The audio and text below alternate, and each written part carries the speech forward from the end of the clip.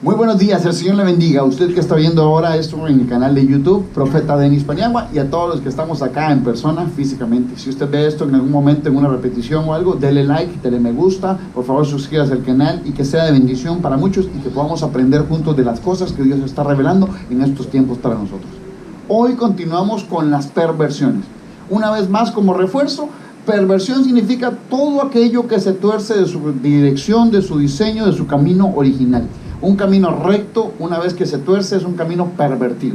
Un diseño de las cosas que se hagan, una vez que se cambia, es pervertido.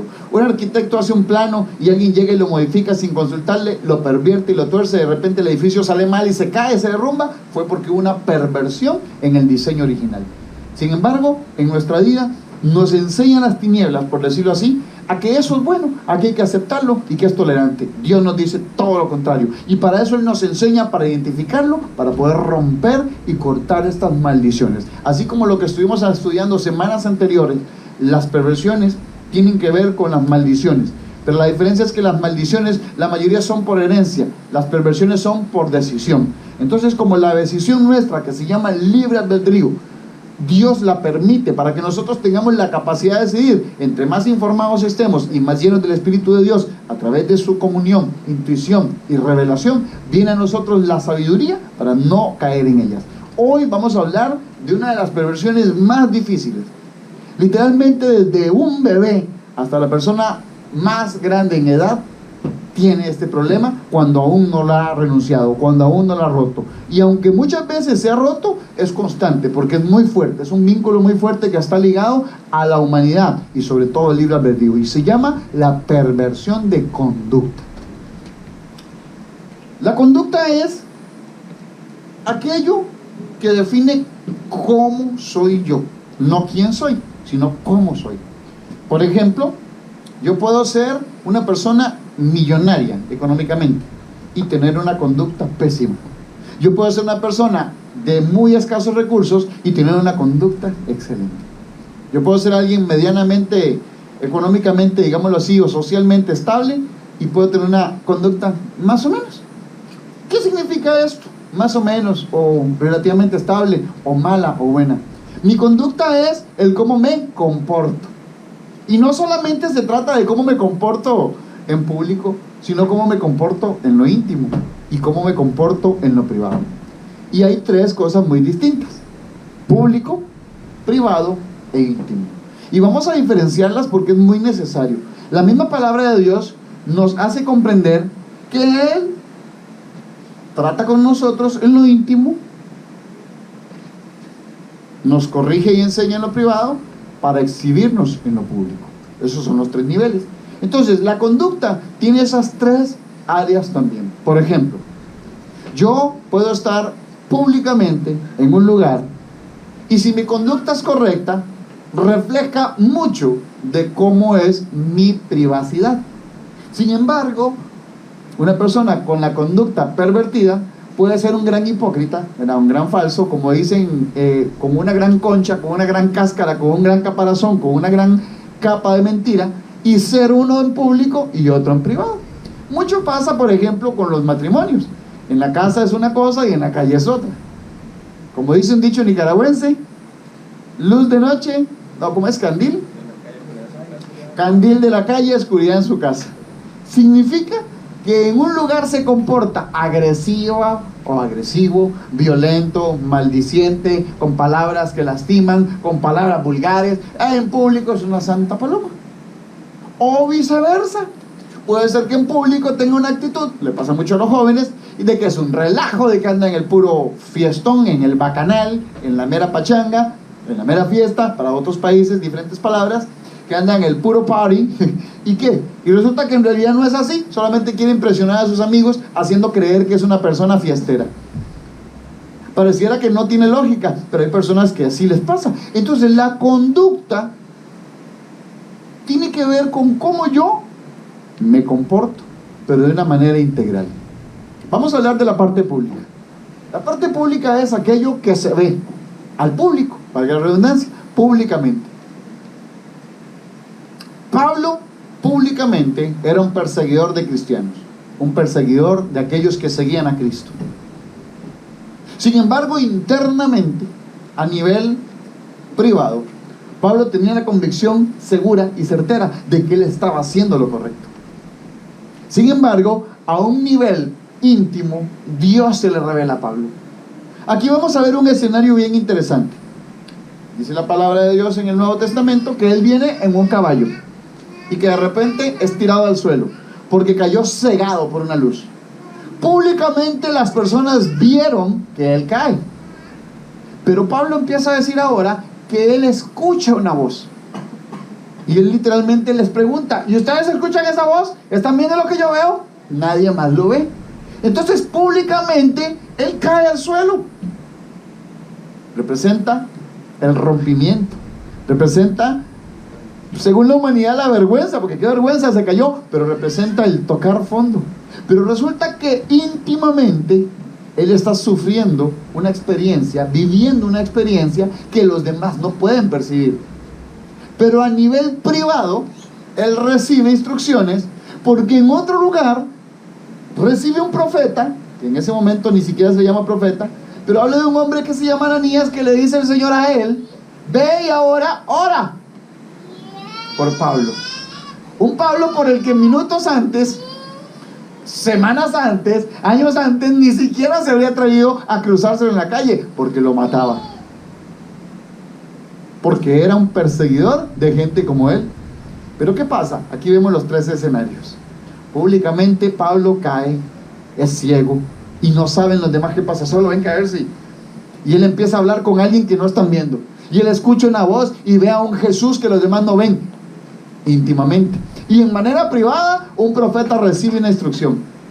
Se cumple el tiempo y viene este profeta y ahora ora por él y dice que como si fueran escamas caen de sus ojos y los abre. Públicamente de nuevo lo ven. Pero resulta que privadamente Dios estaba reconstituyendo sus ojos para el nuevo Pablo. ¿Por qué? Porque íntimamente Dios le habla a este profeta, y ahora este profeta, que nunca se habría cruzado en el camino con Pablo, le dice: vamos a ir, digámoslo así, a la cueva de los cristianos. ¿Ustedes creen que los cristianos no se asustaron? Públicamente Pablo mataba a cristianos.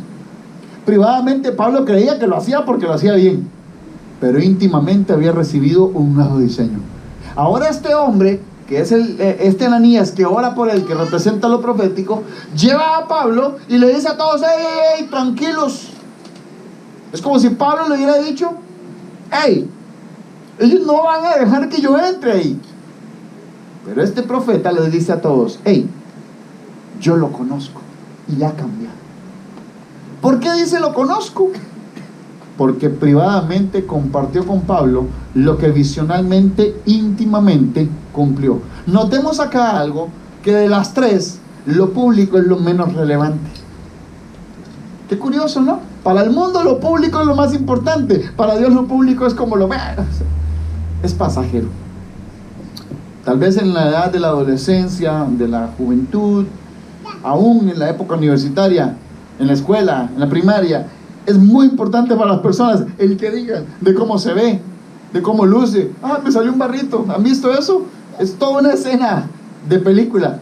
Ver que un adolescente antes de una actividad, de una fiesta o lo que sea, le salga una espinilla, un barro. ¿Por qué? Porque para ellos es un caos. En lo privado, cuando se levanta, tal vez nadie se fija cómo duerme, ¿verdad? ¿Han visto ese meme que dice: ah, ya, ha de dormir lindísimo? Ahí todo. ¿Por qué? Porque en lo privado nadie se fija, pero su mente del ser humano le hace pensar que lo público es más importante. Ay, no, me van a ver con este, van a pensar que somos amigos, y resulta que tal vez son amigos. O viceversa, me van viendo hablarle a esta persona, van a pensar que me agrada, que me gusta, que tengo una intención. Públicamente pensamos que es lo más importante, pero siendo lo privado lo más importante. Una vez más el ejemplo puede ser una persona que en casa le grita a sus hijos, les pega innecesariamente, agrede a su esposa, agrede psicológicamente, espiritualmente, emocionalmente y físicamente, y en la calle es un amor. Hay personas que tienen esa habilidad Yo en lo personal, cuando usted mi testimonio, yo era un experto manipulando a las personas para obtener lo que yo quería. Bendito sea Dios que ahora no lo hago. Pero yo vendía, yo era un vendedor, siempre he sido un vendedor. Y yo vendía cosas a punta de manipulación, a punta de engaño, a punta de... No mentía, pero sí cometía manipulación. Y de la forma, claro, entonces la persona sentía que sí, y después cuando se daba cuenta, ya yo me había desaparecido. Pero públicamente hacía esto. Internamente no me podía engañar a mí. Y aunque en ese tiempo yo no conocía a Dios, no lo podía engañar a él. Porque lo íntimo y lo privado, vamos a hablar ahora de estos dos, difieren mucho. Lo privado es aquello en lo cual, de una manera íntima, digámoslo así, se distorsiona.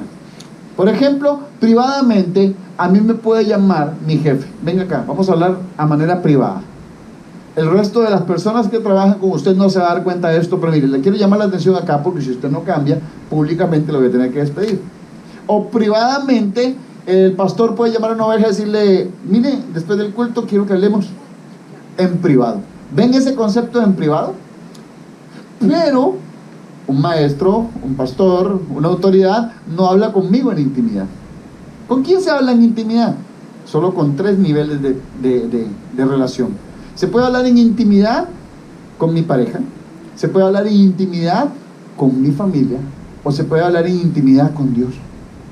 Yo no voy a hablar íntimamente cosas en público. Yo no puedo contarle a la gente las intimidades de mi esposa y yo, porque son nuestras. Sin embargo, en un círculo de amigos, privadamente, yo puedo compartir un problema con personas que considero de autoridad. Pero íntimamente tengo que conversar con mi esposa. Ven, ese es el ejemplo de los 3 niveles. Hacia la pareja.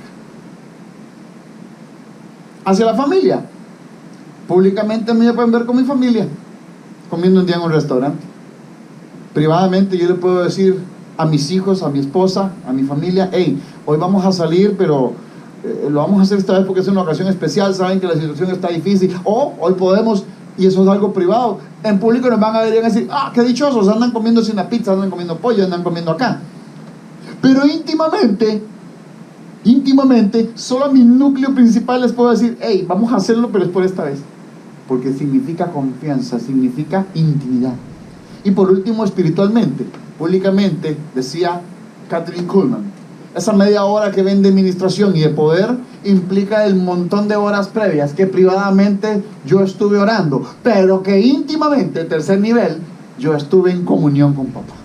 Por eso el Espíritu de Dios en su constitución también tiene la comunión, la intuición y la revelación. Y esta solo se le da a aquellos que tienen una relación íntima, profunda y personal con Él. Para que alcancemos estos niveles espirituales, nosotros tenemos que profundizar en que la parte de la perversión de nuestra conducta sea quitada. Es como decir, ¿alguna vez han visto este alambre que se usa para amarrar las construcciones? Cuando están tirando una barricada, cuando están haciendo un canal de madera y van a chorrear cemento y lo amarran con un alambre de construcción. Resulta que este alambre, después de que lo utilizan, lo empiezan a estirar un poco. Eso es más o menos corregir algo que está torcido. Sin embargo, siempre van a quedar señales en lo natural, en lo público. Pero con Dios, una vez que le endereza un camino torcido, una vez que le endereza algo pervertido, queda como nuevo. Le voy a contar esto que está acá. Dice, la testarudez significa no dar el brazo a torcer, que yo tengo una mente cerrada, que no se deja dominar por nadie de su misma especie. Eso es un concepto que dicen los diccionarios, que usted lo encuentra en internet. Eso significa conducta. Una conducta perversa tiene que ver con la testarudez. ¿Y por qué el sinónimo? Es por una razón bien importante. Dice una vez más, no dar el brazo a torcer. No dar el brazo a torcer tiene que ver una alusión como cuando la gente echa pulsos, luchas, vencidas, no sé cómo le llaman en su país, pero cuando echan justas, tercias. ¿Por qué? Porque significa que yo estoy poniendo todo mi esfuerzo para que la otra persona no me obligue a mí. La testarudez es similar a esto, pero no es contra nadie más, es contra mí mismo. Es como que si mi ego y yo estuviéramos echando tercias, echando un pulso. Entonces yo le digo, no, no voy a cambiar, y por más que me digan que es lo mejor, no lo voy a hacer. Ese es el testarudo. ¿Por qué? Porque lo que explicábamos ahora en el tiempo de adoración, su lado izquierdo, derecho y central de su cerebro, lóbulo o hemisferio derecho, hemisferio izquierdo y lóbulo frontal, están cerrados. Cuando una persona se le dice tiene una mente cerrada, significa que el espíritu de Grecia, que es el espíritu del razonamiento, que controla el lado derecho del cerebro de aquellos que aún no están sujetos a la mente de Cristo, que el espíritu de Babilonia, que representa la creatividad del mundo, la creatividad de las tinieblas, representa, que controla el lado izquierdo del cerebro, y el lóbulo frontal, que ese es el lóbulo que define los pensamientos pasajeros o temporales versus los permanentes, están cerrados. Lo que pasa por mi mente no tiene acceso a que entre nada nuevo. Y es que una mente pervertida, una conducta pervertida, un cerebro pervertido, por más que se le diga, no quiere reaccionar, a no ser de que sea que la mente de Cristo, que los pensamientos de Dios y la creatividad del Espíritu Santo vengan y sean sustituidos, estos tres parámetros, por los pensamientos, sentimientos, emociones, ya no de la mente del hombre, que es el alma, sino de la mente de Cristo, ya no de la creatividad de las tinieblas como Babilonia. Recuerden que por eso Babilonia viene de Babel. Esos hombres creyeron que iban a crear una torre que llegaba hasta el cielo y creaban cosas que según ellos los iba a hacer como Dios. Eso es la creatividad de las tinieblas. Tiene que ser sustituida por la creatividad del Espíritu Santo, porque Él es el que crea todo. Él a través de su Espíritu crea y desarrolla y renueva y está inventando, está desarrollando, está renovando cosas. Y también los pensamientos de Dios. Por eso dice que los pensamientos de Dios no son los nuestros en muchas ocasiones. Pero cuando una persona está sujeta en estas tres áreas, mental y en su conducta a Dios, claro que nuestros pensamientos sí son los de Dios. ¿Por qué? Porque íntimamente Él me reveló, me habló, me instruyó, me dijo. Por eso es que hay personas que dicen, Dios dijo, Dios no habla, eso es algo del pasado. Yo no creo en un Dios que con hablar creó todo no siga hablando, sería un Dios muy extraño. No creo que un Dios que nos dio la capacidad de hablar no hable, pero una mente cerrada no entiende esto. Entonces vamos a ver áreas de la conducta que si usted por casualidad dice, hey, me parece que estoy viviendo esto, o lo he vivido, o lo he experimentado, debemos de renunciar a ellas. Debemos de romper a ellas. Debemos de cortar en nuestras vidas. Voy a dictarle una lista de palabras. Y usted va a ir ahí, si está anotando o en su mente haciendo un checklist, y dice, sí, lo he experimentado. Para que al final cuando oremos usted diga, hey, soy consciente de que mi conducta, a pesar de que yo consideraba que era recta, necesita cambiar. Muchas veces cuando yo he hecho este autoanálisis digo, hey Señor, a pesar de que hace mucho tiempo he orado por esto, me doy cuenta que regresó a mí este pequeño sentimiento, esta pequeña emoción, tengo que corregirla. Y es algo no para avergonzarnos, no para sentirnos humillados, sino al contrario, para crecimiento. Porque la conducta refleja quién somos a nivel espiritual, a nivel natural y a nivel social. La primera palabra es ira. La palabra ira viene de iracundo. El iracundo es aquel que se enoja. Usted tiene derecho a molestarse por algo, pero enojarse es muy distinto a molestarse. Las personas dicen, es que a mí me enoja que hablen mal de Dios. En realidad usted no está enojado, usted lo que está molesto por lo santo de Dios, por lo que no se puede confundir lo santo con lo profano, no se puede mezclar. Pero cuando usted dice que se está enojando, es porque usted está interfiriendo su parte almática. Entonces la ira no proviene de Dios. De hecho, la palabra de Dios habla del término ira de Dios. Pero la ira de Dios no tiene que ver con enojo. La ira de Dios es su irreverente mundo, creado por Él, pero que se volvió irreverente hacia Él, y a Él se da ira contra esa perspectiva, no contra la humanidad. Luego la siguiente palabra es enojo. Vean qué diferencia más grande. Ahora sí vamos a hablar de este contexto. Entonces, airarme versus molestarme. Si yo ahora llego al nivel de que me enojé, la ira es un estado pasajero. El enojo es un estado constante. Vamos a explicar el por qué y para qué. A usted le puede dar ira Y dice la gente, me da ira, me da coraje. Son similares, son sinónimos. La ira es algo que a usted le provocó algo en una situación puntual, pero un par de horas después, un par de minutos después, se disipó de su mente y se le fue. Pero en ese momento lo tomó la ira. El enojo no. El enojo puede perdurar mucho tiempo. Dice la palabra de Dios, que no se pose el sol sobre tu enojo. O sea, en términos bien castellanos, no se acueste, no deje que ese día al ser las 12 termine sin que usted vaya y pida perdón si usted cometió el error. No deje que ese tiempo pase. A mí mi papá espiritual siempre me ha enseñado, vaya y pida perdón, aunque usted no haya sido el culpable. Va a ver que eso aliviana las circunstancias, va a ver que eso allana el terreno, lima esa aspereza. ¿Por qué? Porque aunque usted no haya sido, al momento en que usted dice, yo quiero pedir perdón, pero usted no tuvo la culpa, sí, pero yo quiero pedir perdón porque tal vez también algo que yo hice provocó este enojo, hace que la otra persona inconscientemente reaccione y baje. ¿Por qué? Porque está reflejando su interior, su conducta está diciendo, yo soy alguien que quiere hacer las cosas en Dios. La siguiente palabra es resentimiento. Ven cómo todo esto es escalando, ¿verdad? Evolutivamente. ¿Qué es el resentimiento? El resentimiento es un enojo que pasó el corte del día, por decirlo en estas palabras. No dejes que el enojo no dejes que la noche se pose sobre tu enojo. ¿Qué significa? Que si yo lo dejé al día siguiente, ya yo no estoy enojado, ya eso superó el nivel de enojo. ¿Qué estoy ahora? Resentido. ¿Por qué? Porque ya no se acuerda ni por qué estaba enojado, solo sabe que le duele. Porque pasó una noche visitada por demonios, porque pasó una noche atormentada.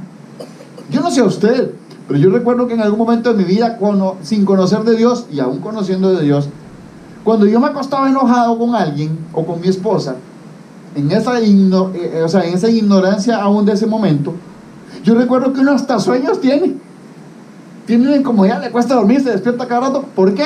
Porque está dejando que el enojo prevalezca. Al día siguiente ni se acuerda por qué era el enojo, y se vuelve a ver la persona, tal vez se levantó como si nada, porque ni se acordó. Tal vez esa persona le dijo, ay Señor, perdóname ya, ¿no? Pero la otra persona que se guardó ese enojo se despierta con un resentimiento. ¿Qué significa resentimiento? Algo que ya sintió una vez y lo sigue sintiendo. Resentimiento. Resentir o volver a sentir algo. Entonces, ¿qué pasa? Ya no es solamente que me airó aquella actitud, ya no solamente me enojó y me hizo estar horas enojado, sino que ahora, aunque no está pasando, aunque no lo estoy viendo, sigo sintiéndolo. Un resentimiento. Ahora viene la venganza. Siempre en la escala evolutiva. ¿Qué es la venganza? La venganza es el deseo de devolver lo que me hicieron, o sea, de pagar según mi justicia, y no la de Dios, aquello que me hicieron. Qué curioso. Me airo por algo, esto me provoca enojo, como no lo suelto, me lleno de resentimiento, y al día siguiente busco cómo hacerle algo a la persona o a la circunstancia que me hizo algo. Noten hasta aquí, que solo hemos hablado de 4 puntos, cómo todo esto podría usted decir, sí, me han pasado, me están pasando, ayer mismo me pasó. No lo hago esto para acusarlo, no soy quien para juzgar, pero sí tengo que decirle que esto es algo que nos pasa, porque aún no hemos roto esto. Cuando nosotros rompemos con esto espiritualmente, aunque venga a nosotros la circunstancia que nos provoca enojo, ira, no dejamos que pase a más. Y es ahí donde nuestra mente, gobernada por la mente de Cristo, dice, no voy a dejar que esto pase más de aquí, porque ya sé las consecuencias que trae. Vea la siguiente palabra: pleitos. Piense por un momento, hablemos de una pareja, para poner este ejemplo matrimonial. Su esposo hace algo y usted se aira por eso en el momento. Entonces, ese airamiento, como usted no lo corta ahí, como no le pone un alto espiritual, se convierte en un enojo. Y ahora se enoja y está ahí, y se gritan y se dicen, y entonces se acuestan uno para un lado y otro para el otro sin hablarse, y no se dicen ni buenas noches, ni oran juntos, ni nada, y entonces se amanecen al día siguiente, y ya ahora hay un resentimiento, y entonces entre los dos buscan y dicen, ¿cómo me vengo? Y le hace algo malo, y terminan un pleito entre los dos. Ojo, hasta el momento antes de esto era meramente algo que estaba en la mente de cada uno. Pero una vez que se hace pleito, hasta los vecinos se dan cuenta. Y ahí empieza el diablo, el enemigo de las tinieblas, a decir, siga ya atizando aquel fuego, ¿verdad? El pleito produce disensión. ¿Saben qué es la disensión? En dos palabras, pues ¿sabe qué? Me voy para mi mamá, pues lárguese. La disensión significa separamiento. Separar, cortar, apartar. Decía un soldado romano, Marcos Aurelio, que era comandador de legiones, que literalmente sobre él posaba un espíritu demoníaco, porque él estableció una frase que hasta el día de hoy en la guerra sigue siendo un fundamento histórico y real, y es que dice: divide y vencerás. Esto lo decía Marco Aurelio.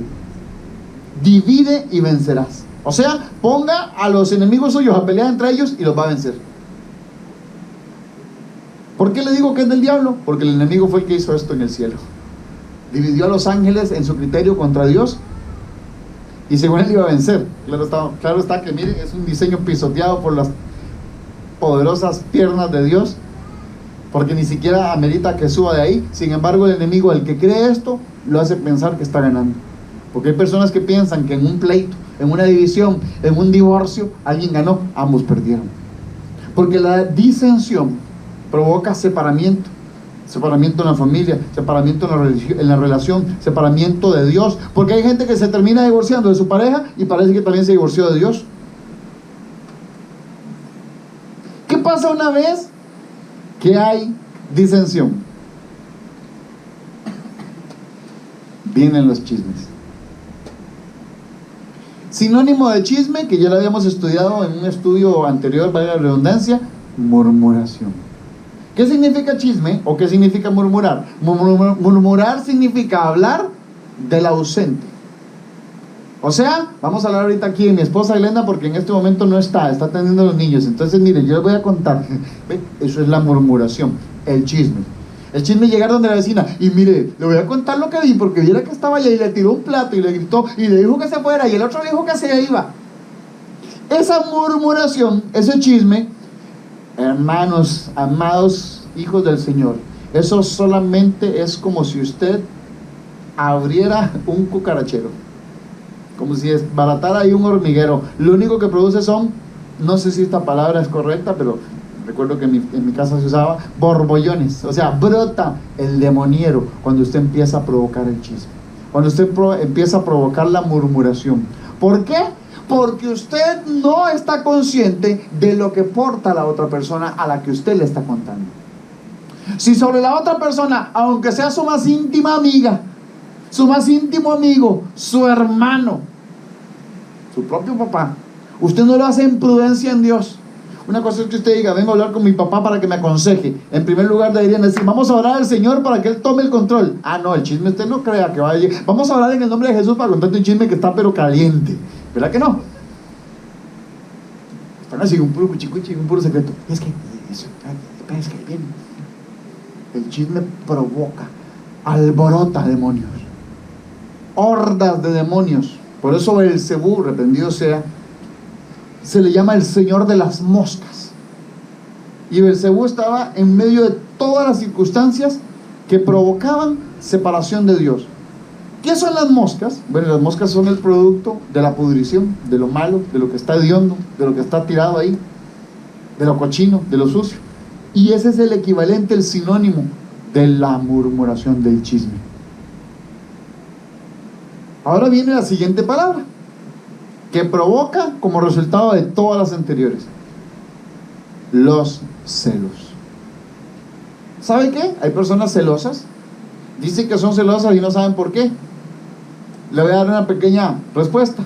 Es celosa porque ya fue chismosa, porque ya fue disentiva, porque ya trayó pleitos, porque ya tuvo y practicó venganza, porque ya tuvo resentimiento, amargura, enojo y se airó. Nadie cae en celos de la nada.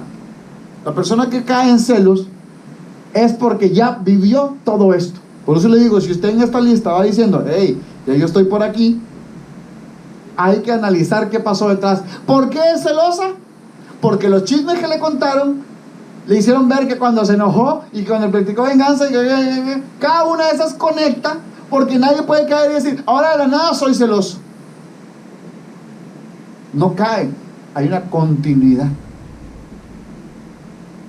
Hay gente que dice, es que yo tengo un celo por las cosas de Dios. No es cierto. No es cierto. Hay un celo santo por las cosas de Dios. Jesús tuvo un celo santo. Mi casa, la casa de mi papá, no es templo ni cueva de ladrones. Eso era un celo santo por la santidad de lo que representaba ese templo. Porque en aquel momento Jesús, aún con su muerte, no había rasgado los velos y no nos había acercado al Padre. Pero que hoy alguien se pelee por la institución de una iglesia, eso no son celos santos, ya son celos doctrinales, celos religiosos. Me robó esta oveja. Como he enseñado yo, las ovejas no son de un pastor. El pastor se llama Jehová, nuestro Dios. Nosotros atendemos a ministros. Una iglesia no se rodea de ovejas de un pastor, sino que se rodea de ovejas que buscamos al pastor, que es Dios. Entonces, ¿cuál es la función del pastor? ¿Por qué se llama pastor? Porque pastorea un rebaño de ministros que somos ovejas. Por eso hay naciones que son nación oveja, porque se dejan pastorear por Dios. Pero la persona que cae en celos es porque ya vivió todo esto. Ahora viene otra palabra peor: contienda. Tal vez le voy a remontar la imagen de algunas personas en su adolescencia o en su juventud, cuando una muchacha por allá tenía 2 pretendientes y estos terminaban midiendo sus destrezas a golpes. ¿Por qué? Porque creen que esto pasaba, porque ellos odiaban. Curiosamente, las personas que terminan en esto fueron muchas veces amigos, son hermanos, son familia, trabajaban juntos, se conocían. ¿Pero por qué terminan en un pleito? En una contienda. Porque los celos de uno hacia el otro provocan esto. Es ahí donde vemos familias separarse. Usted no me le vuelva a dar a la familia de aquel desgraciado porque usted se divorció. Usted no se divorcia de una familia. Yo pongo este ejemplo, voy a usar a mi familia como ejemplo, y esto nunca nos va a pasar en el nombre del Señor, pero yo ya ahora no solamente tengo a mi papá y a mi mamá, ahora tengo a mis suegros, que son los abuelos de mi hijo, y los hermanos de mi esposa, que son sus tíos, y viceversa. Si algún día, hipotéticamente, porque esto nunca nos va a pasar, declaro en el nombre de Jesús, yo llegara a tener un problema con mi esposa, fue con ella. Pero hay gente que se aparta de todo y se olvida hasta de los hijos por una contienda, y empieza el pleito, y por eso se llama contienda, porque es contender uno contra otro. Que no, que me toca el fin de semana, que me da, que no me da, que aquí, que allá, que esto es mío, que esa contienda es el resultado de todas estas palabras atrás. ¿Y qué pasa? Para ir avanzando después de la contienda, la maledicencia. Es una perversión en la conducta, porque ya entonces a usted no le basta pelear, ya no le basta enojarse, buscar venganza, sino que ¿sabe qué? Usa el diseño de las tinieblas, y entonces de su boca, en vez de bendición, habla maldición. Nos libre Dios, porque a partir de este nivel, curiosamente el número 8, empieza lo demoníaco, empieza lo que ya trasciende las tinieblas, porque todo lo anterior tiene que ver con circunstancias de hombres, del ser humano. Pero cuando yo maldigo, estoy ahora vinculando lo espiritual. Y para que una persona maldiga, hablemos de un creyente, no hablemos de alguien del mundo, hablemos de un creyente. Ni siquiera digo cristiano, porque cristianos hay muchos. Creer en Cristo, hasta el diablo cree en Cristo. Pero un creyente, un hijo o una hija de Dios, que de repente me digan que estaba maldiciendo, mejor se irá por la boca con una piedra, porque ya no está ejerciendo su diseño de hijo. O más bien yo le preguntaría, ¿o será que entonces todavía se considera hijo de Dios? Porque alguien que pone en su boca las palabras de maldición contra otro, no refleja para nada que Dios está en su corazón. Y eso es algo de mucha delicadeza, es muy delicado. Esposas que le dicen a su esposo, te maldigo, maldito, esto. O mujeres que reciben de su esposo, oh maldita. Padres que le dicen a sus hijos, sos una maldición. que le dicen a un trabajo: qué maldición el trabajo, qué maldición este negocio, qué maldición esto, qué desgracia. Esas palabras, reprendidas sean, no deben de estar en el vocabulario de nosotros, a no ser que no nos hayamos dado cuenta, y para eso es este estudio, que nuestra conducta está bien pervertida. Viene la siguiente palabra: enemistad. Usted sabe que usted puede estar enojado con alguien, pero una cosa es estar enojado y otra cosa es tener una enemistad. La maldición provoca enemistad. Cuando usted quiere encontrarse una lista de las maldiciones más potentes desatadas sobre el ser humano, le hace el Salmo 109. Ahí habla un listado de las maldiciones que recurre a aquel que llega y cae en odio. ¿Por qué? Porque el que no ama, dice que es lo contrario de amar, odia. Entonces, cuando yo odio, ya yo tengo problemas con las personas a nivel de mi amistad. Yo puedo tener un amigo y un día enojarme por algo con él. Yo llego y de repente me arreglo y sigo y todo camina bien y ahí va. Pero el que cae en esto, que ya pasó la murmuración, que ya pasó el chisme, que ya pasó la disensión, que ya pasó acá, que ya me maldijo, yo no quiero nada con esta persona. Y termina la enemistad. Enemistad es el contrario de amistad. Las tinieblas no solo quieren que usted se enoje con las personas, sino que se enoje con Dios. ¿Qué cree usted que le propone las tinieblas a alguien que ya está maldiciendo? Y ahora sigue Dios. Voy a usar estas palabras con mucho cuidado. Hay personas que dicen: Dios, sos un maldito, maldito Dios, yo maldigo el día que tal y tal y tal cosa. ¿Sabe algo? La misma palabra de Dios dice que Él perdona esto. Las personas pueden maldecir a Dios y Él las perdona. Él dice: yo los perdono porque no saben lo que hacen. Yo los perdono aunque blasfemen contra mí. Eso sí, contra el Espíritu Santo no, dice. Lo único que Él no tolera es que blasfemen contra el Espíritu Santo. Pero hay gente que en su ignorancia dice: maldito Dios, ahora me la vas a pagar. ¿Qué me la vas a pagar?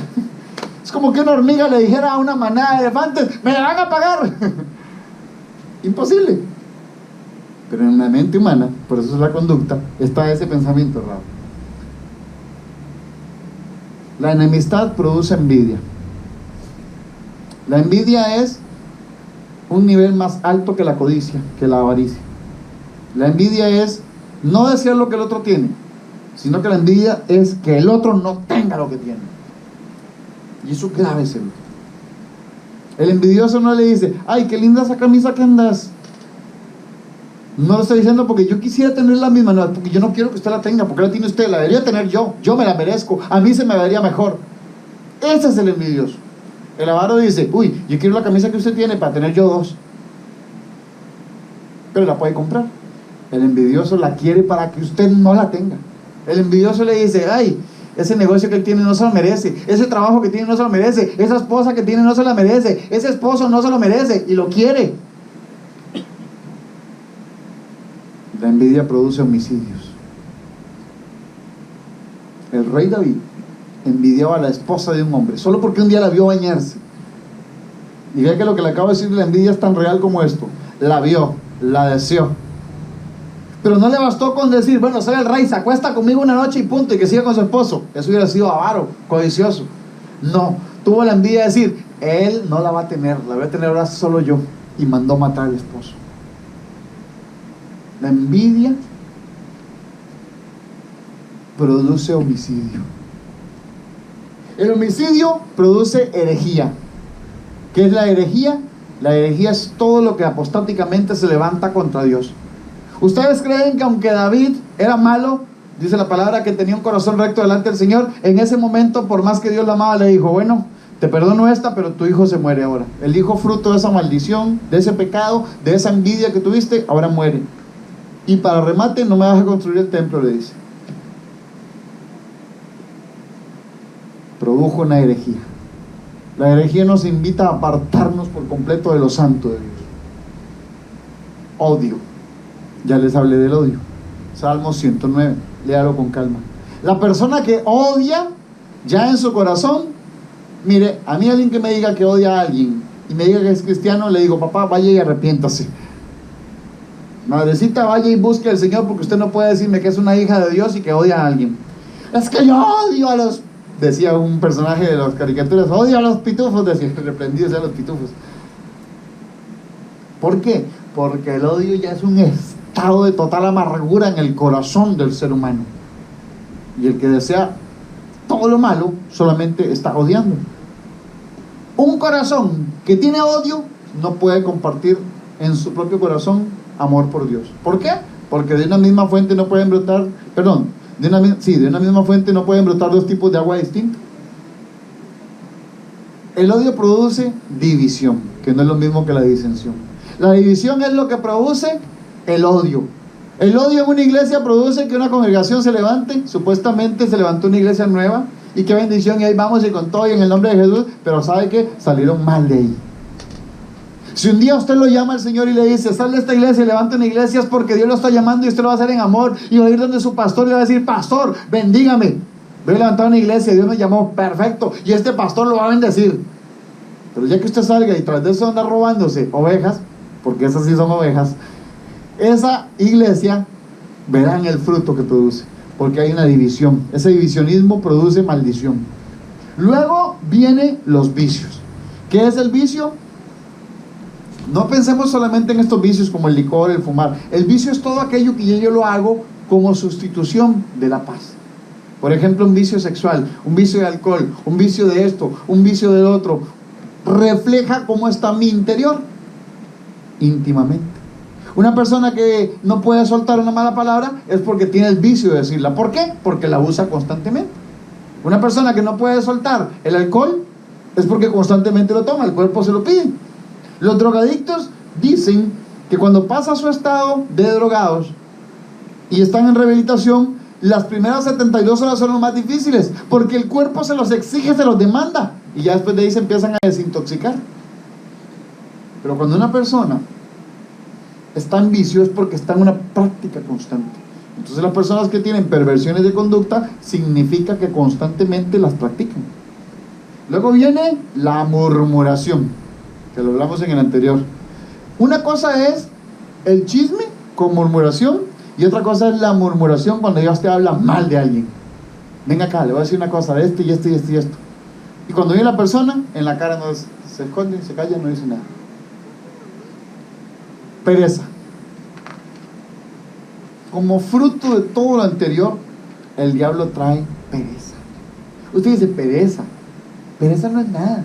¿Cómo que no? La palabra de Dios dice, mira perezoso a la hormiga. Si no fuera importante, no nos nombran esto. Mira perezoso a la hormiga, porque ella no descansa, no trabaja en vano. Todo lo que hace lo hace con amor. Todo lo que hace lo hace diligentemente. El perezoso no. El perezoso le asigna una tarea, le asigna una X cosa que haga, ahí lo hago, ahí después, ahí voy. Se pasa el tiempo, se daña, se pierde, se lo roban, y el perezoso no lo hizo y ni cuenta se dio. ¿Por qué? Porque todo lo anterior se manifestó en él. Vagabundería, el ser vago. ¿Han visto una persona que es vaga? ¿Saben qué es un vago? El que no quiere hacer nada, de nada, de nada. ¿Por qué? Porque constantemente tuvo tanta pereza que ahora cayó en vagabundería. Y es una perversión de la conducta. Una persona vaga, que no coma, dice la palabra, no trabaja, que no coma. ¡Ay, qué duro! ¡Qué directo! Así lo dice la palabra, el que no trabaja, que no coma. Y un vago no quiere trabajar, quiere que le den de comer, porque tiene una conducta pervertida. Negligencia. ¿Saben quién es alguien negligente? Que ni lo mínimo quiere hacer. Literalmente solo tenía que estar ahí y no dejar que se saliera el ganado, y no se dio ni cuenta, abrió el corral y se perdió todo un rebaño. Tenía que cuidar las puertas de la casa para que no pasara algo, y por negligente no lo hizo. Tenía que presentar un documento a tiempo para tal cosa y no lo hizo, y se venció y se pasó el tiempo. Tenía que renovar y no lo hizo, se venció, se fue. Y cuando le dijeron, aquí está el banco embargando, ese es el negligente. Racismo. Si usted alguna vez dijo, oh, esos negros, con el amor de los negros, porque a ellos les gusta que les digan negros. Los negros dicen, no me digan mi moreno, yo soy negro. Lo dicen con mucho amor, ellos no, entonces negros. Pero la gente que tiene odio contra los negros, contra los asiáticos, contra los de piel amarilla, contra los gringos, contra los europeos, porque son de otra nación, contra los ticos, contra los nicas, contra este. Eso es racismo. El tener miedo a una raza, el tenerle odio a una raza. Hoy esta comunidad LGBTQ y RK, no sé qué, son tantas cosas que se inventan ahora, ya no saben ni cuál letra van. Ellos dicen que contra ellos hay odio, que contra ellos hay una desprestigiación de su comunidad, y ellos mismos son los primeros que no se aceptan. Dice que no los toleran, que no los aceptan, y ellos son los primeros que nos aceptan. Y quieren decir que es racismo. Ellos no son una raza. Sin embargo, los tenemos que amar en Cristo y hablarles del amor de Dios y decirles que está mal. El racismo, tengan mucho cuidado con eso. Cuando una persona ha caído en todos estos niveles, produce robo. Ya no le importa robarse algo. La perversión en la conducta es tal que ya no le importa si alguien se enoja, si alguien se aira, si alguien le agarra venganza, si tiene represalia contra él, si lo van a matar, se mete y roba. ¿Han visto esos ladrones que uno no sabe ni cómo caen de un techo 5 metros y no les pasa nada? El diablo los cuida, porque ya están en ese nivel de robar. Y el que roba está asemejado con Satanás. Matar, robar y destruir son los diseños del diablo. Entonces el que roba ya tiene una perversión de conducta de muy alto nivel. Cuando usted sepa que alguien se robó, aunque fuera un lápiz, es porque esa persona tiene niveles de perversión de conducta muy altos. Y por último, la palabra favorita de Satanás: mentiras. ¿Quiere ver usted a alguien que tiene el máximo nivel de perversión de conducta? Su boca habla mentira. Usted dice, no hombre, pero no es tanta. Pareciera que no, pero ¿sabe qué? El que ya se atreve a mentir, sabiendo que la mentira es del diablo, sabiendo que la mentira es el diseño opuesto a la verdad, sabiendo que Jesucristo es la verdad y Él habla mentira, es porque ya su conducta está, como decía mi abuela, para el tigre. Entonces, si usted hasta este momento, en esta lista, dice, ay, en más de una me identifico, en todas me identifico, usted que está viendo este video, no se preocupe, hay respuesta a todo, y se llama Jesús. Él es el que nos viene a traer libertad, porque Él es el camino, la verdad y la vida, y solo a través de Él llegamos al Padre. Entonces nuestra conducta, que estaba pervertida, va a ser ahora alineada. Vamos a orar. Le invito a que nos pongamos de pie, y usted que está ahí en casa, por favor, repita esta oración. Diga conmigo: Señor, en esta hora yo reconozco que mi conducta ha estado pervertida, y aunque no sea así, diga conmigo, en una área, en algunas áreas, en todas las áreas. Tal vez en algún momento de mi vida he experimentado esto y no he hecho nada por corregirlo. Diga. Por eso en esta hora, amado Padre, yo deseo que mi conducta pierda toda perversión, se despoje de perversiones. Renuncio a las perversiones de mi conducta, que tienen que ver con toda esta lista que pronuncié.